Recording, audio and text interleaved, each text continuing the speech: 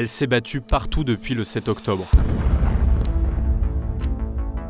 Gaza, Liban, Syrie. La brigade Golani. C'est l'une des plus vieilles et prestigieuses unités de l'armée israélienne. Elle est célébrée. Tout le monde est ensemble, tout le monde devient frère en fait petit à petit. Elle vient d'être renvoyée au Liban en mars 2026. Pourtant, depuis un an, la Golani est aussi accusée d'être responsable de 2 des plus accablants crimes de guerre commis à Gaza.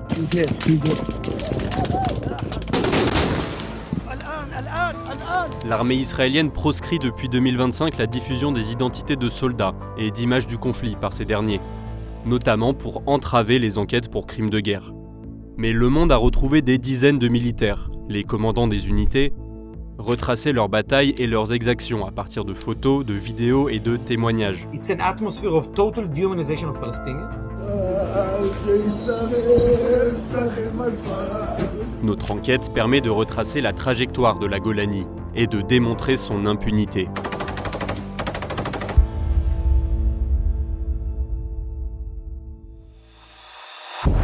« 7 octobre 2023. Il est 6h29. Le Hamas et ses alliés viennent de lancer des centaines de roquettes sur Israël. À 6h38 et 6h41, les hommes d'Al-Qassam, la branche armée du Hamas, font exploser le mur qui ceinture Gaza. Ils se dirigent vers la base israélienne de Nahal-Oz. C'est l'une des principales cibles du Hamas. Ces hommes ont précisément été entraînés pour l'attaquer. Elle est notamment occupée par le 13e bataillon de la Golani, qui est affecté depuis le mois de juillet. Il est 6h45, les combattants du Hamas atteignent le périmètre de la base. Nahal-Oz tombe, dès la première vague d'assaut. 10 soldats sont pris en otage et emmenés à Gaza. Les renforts israéliens n'arrivent qu'autour de 13h30. 52 militaires israéliens sont tués dans l'attaque, près d'un tiers de la garnison.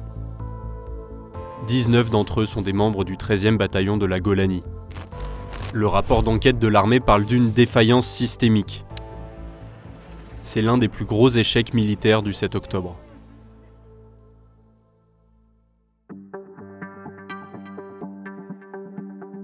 Prise au cœur du massacre, la Golani n'est pas n'importe quelle unité d'infanterie. Elle s'est illustrée durant toutes les guerres du pays. Guerre israélo-arabe en 1948, guerre des 6 jours en 1967, guerre du Kippour en 1973, sans oublier les guerres au Liban et à Gaza. L'unité est prestigieuse mais populaire. Depuis sa création, elle est en partie composée de soldats arrivés seuls en Israël.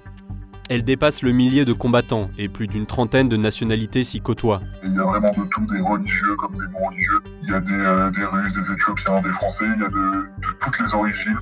Et en fait, ce qui est très beau dans Golani, c'est que toutes les cultures se rassemblent. Tout le monde est ensemble, tout le monde devient frère en fait petit à petit. Et l'importance de la brigade Golani dans l'histoire du pays dépasse le cadre militaire. Elle se reflète dans la culture israélienne. Au cinéma, comme dans Beaufort, où l'on suit le retrait, en 2000, d'un fort libanais que la Golani avait capturé en 1982. Ou dans Les Solitaires, sur le procès de 2 soldats russophones de la Golani.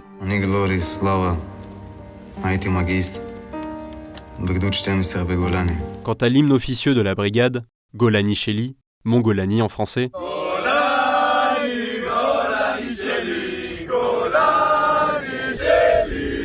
il date de 1974 et a été interprété par de nombreux chanteurs israéliens.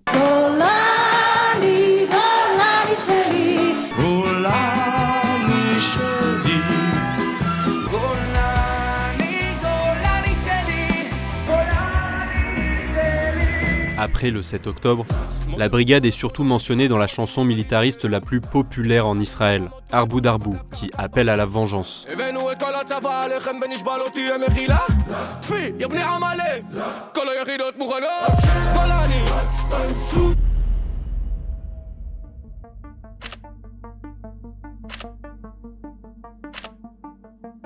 Cette attaque sans précédent traumatise Israël.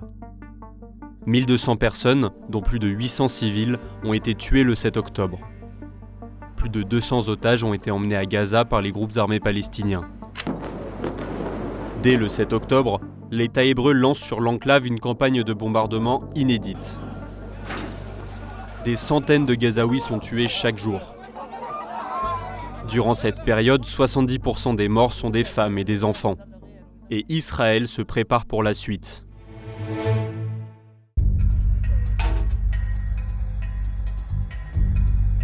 Cet homme est le lieutenant-colonel Tomer Greenberg, le commandant du 13e bataillon de la Golanie. Le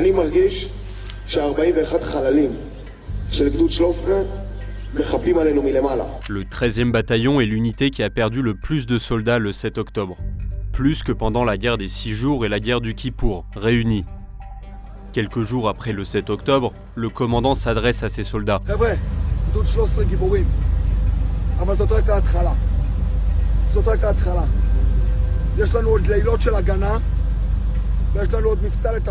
Cette autre opération, c'est l'entrée dans Gaza.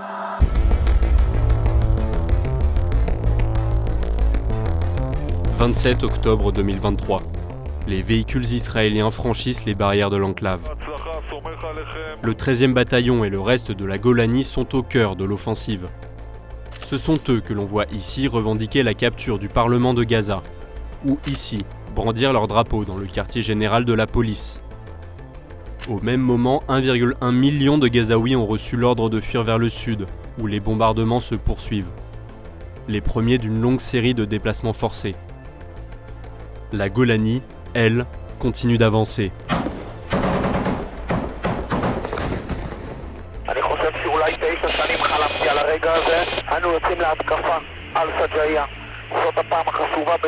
Le 12 décembre 2023, des soldats israéliens tombent dans une embuscade du Hamas dans ce même quartier.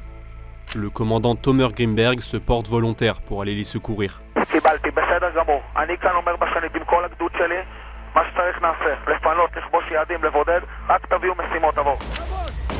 Les combats continuent. 9 soldats israéliens périssent. 7 sont de la Golanie. Plusieurs tués sont des commandants. L'un d'eux est le lieutenant-colonel Tomer Greenberg. Malgré ces pertes, la Golanie poursuit ses opérations dans Gaza jusqu'en janvier 2024.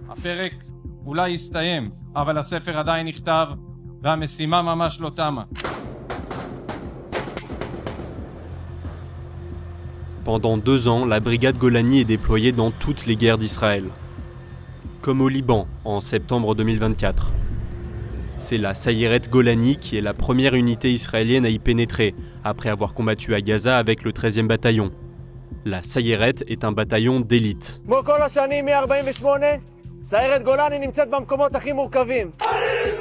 Israël lance alors des opérations dans tout le sud du Liban contre le Hezbollah, allié du Hamas.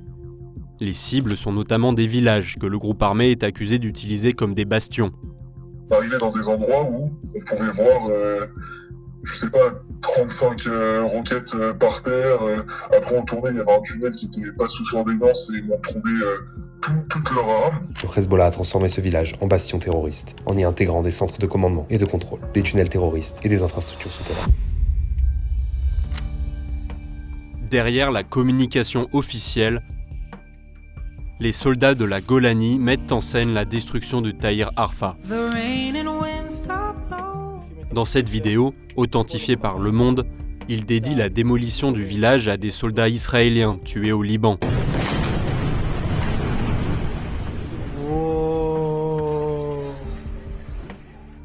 Ici, il pose avec un grand drapeau israélien installé sur une maison. Autour du bâtiment, tout est rasé. Le village est très largement détruit. Une dizaine de kilomètres plus à l'est, Haïta Hachab subit le même sort. La Golanie opère ici aussi. La Sayeret y a d'ailleurs perdu 5 soldats dans les combats en octobre 2024. C'est à ce moment-là que le major Nikolai Ashurov, dont nous parlerons plus tard, remplace le commandant adjoint du bataillon, blessé dans la bataille. Tout comme ils ont célébré la destruction de Tahir Arfa, les soldats de la Golani se réjouissent de celle d'Aïta Ash-Shab. On la voit dans ce montage vidéo, réalisé par un soldat de la brigade Golani qui le partage sur un réseau social. Dans une autre séquence, repérée par le journaliste indépendant Younis Tiraoui, les soldats de la Golani accompagnent la destruction avec un chant nationaliste et anti-palestinien.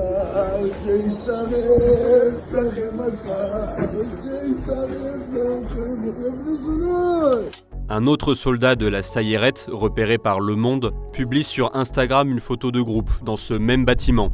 Un village de moins. Plusieurs rapports d'ONG interrogent l'ampleur de ces destructions dans le sud du Liban.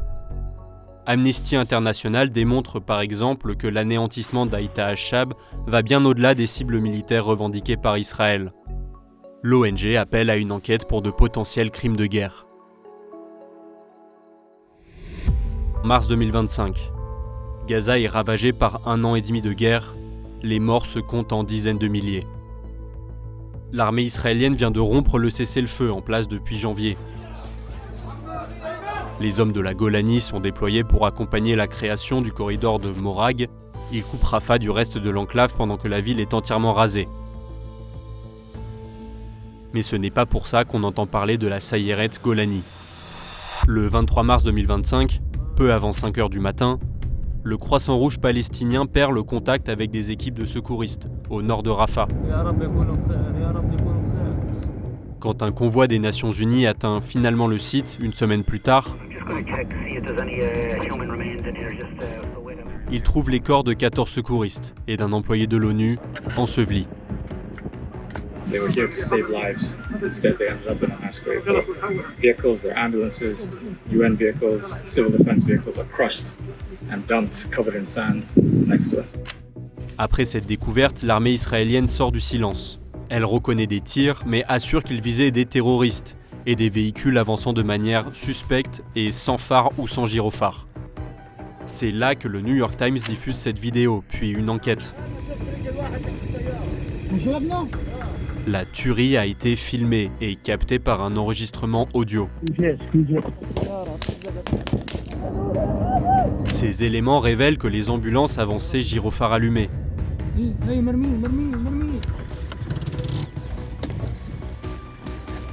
Et qu'après 6 minutes de tir, les soldats israéliens se sont rapprochés, en continuant de viser les survivants.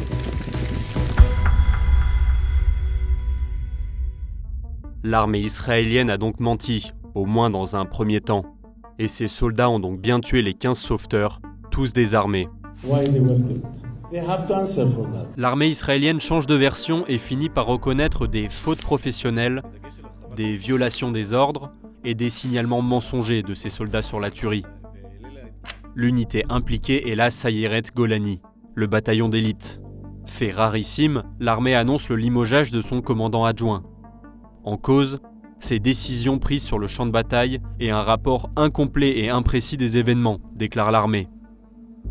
Aucune faute n'est retenue contre les autres soldats de l'unité qui ont tiré pendant plusieurs minutes sur les ambulanciers. Le commandant adjoint limogé est le major Nikolai Achourov dont nous parlions plus tôt. Le Monde a retracé son parcours typique de la Golani. D'origine russe, il arrive en Israël à 5 ans dans la ville de Sderot, juste à côté de Gaza. Il s'engage dans le 13e bataillon de la Golani et commande des soldats à Gaza pendant la guerre de 2014. Après le 7 octobre 2023, Nikolai Achourov revient de l'étranger pour combattre et est blessé à Gaza fin 2023. Une fois remis, il retourne en service en octobre 2024 pour remplacer le commandant adjoint de la Sayeret, jusqu'à l'annonce de son limogeage après la tuerie des ambulanciers. Usually, that's not the case. That's a part of the impunity that we know. Breaking the Silence est une organisation créée par des vétérans de l'armée israélienne. Elle recueille des témoignages de soldats. It is really, really rare, and it happened because of the eyes of the world were over there. You need somebody to blame, and that's it, because the IDF wants that unit to continue fighting in Gaza. The other thing is an officer, he has the responsibility. He gave the command. He was on the decision side, so I understand why the IDF wants to throw him out of the IDF. He did something bad, but everything else is okay. And we know for a fact that everything else is not okay. Mais derrière l'annonce de la sanction, le major Nikolai Ashurov dispose en fait du plein soutien de ses supérieurs. Le lieutenant David Cohen commandait alors la Sayeret Golani. Dans une lettre adressée à ses hommes, juste après la sanction de Nikolai Ashurov, il défend son second et contredit l'état-major. Aucun manquement aux valeurs dans les actions de l'unité n'a été constaté. Au contraire. À l'issue de l'incident, des mesures de commandement ont été prises, et il a été décidé de mettre fin aux fonctions de Nico, le commandant adjoint de notre unité. Nico est un officier excellent et imprégné de valeurs. Le lieutenant David Cohen a été interrogé sur cette prise de position, qui va à l'encontre des déclarations officielles de l'armée. A-t-il été inquiété ? Absolument pas. Personne ne m'a rien dit. En 2025, ce même David Cohen prenait la parole devant la Sayeret Golani, avant leur retour dans Gaza. La vidéo anonymisée est diffusée par la télévision israélienne, quelques jours après la tuerie des ambulanciers.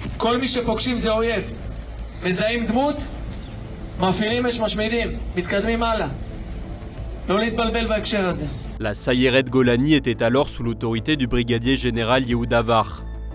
C'est lui qui a mis en place des kill zones où tous les Palestiniens étaient considérés comme des cibles et tués, hommes, femmes, enfants confondus, d'après plusieurs enquêtes du média israélien Haaretz.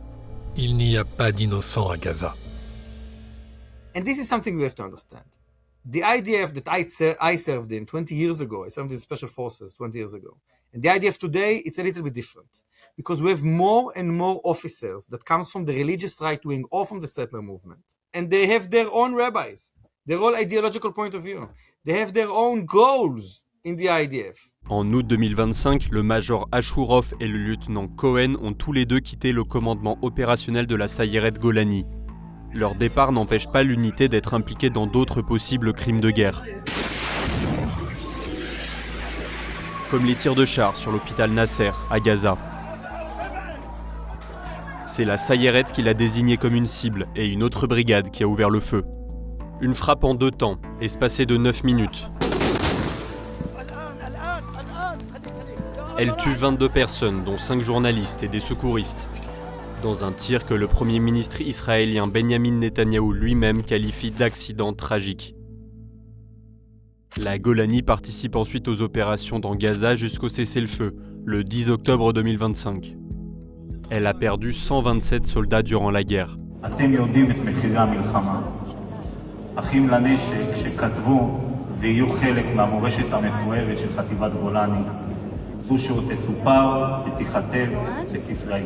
Et malgré la trêve, ces hommes étaient déployés à Gaza jusqu'à début janvier 2026. Un de ces soldats a d'ailleurs récemment été sanctionné de 20 jours de prison après la diffusion de cette vidéo. On le voit tirer, au hasard, dans Gaza.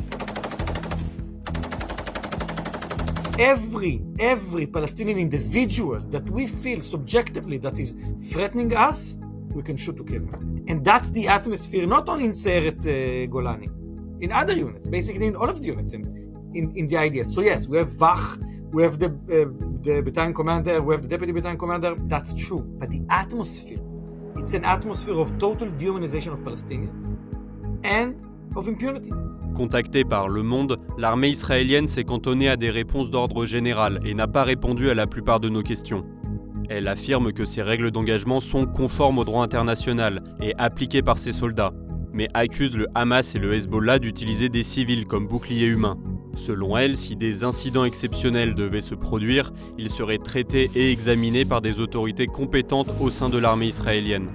Elle ajoute sans plus de précision que les tirs sur l'hôpital Nasser sont toujours en cours d'examen, et que concernant ce qu'elle appelle l'incident des secouristes, les conclusions de l'enquête ont été transmises à la justice militaire, ce qu'elle avait déjà affirmé en avril 2025.